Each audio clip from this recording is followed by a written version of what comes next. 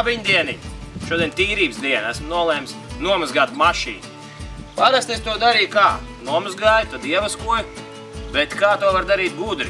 Matu kondicionieris. Tikko paņēmu no dušas. Izrādās, ja ar šo es nomazgāšu mašīnu, tas darbosies arī kā vasks atsitot lietutiņu. Pamēģināsim. Svarīgi gan pirms tam ir mašīnu noskalot un vēlams ar siltu ūdeni.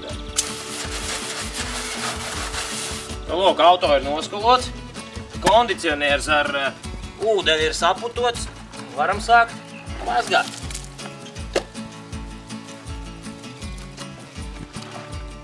Nu, lūk, un vēlreiz skalojam un varam redzēt, ka ūdens lec atpakaļ it kā no vaska.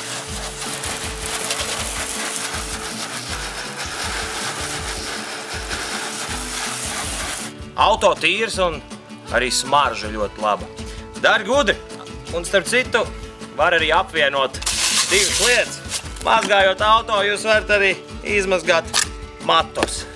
Tā teikt, ietaupīsiet laiku. Lai veids!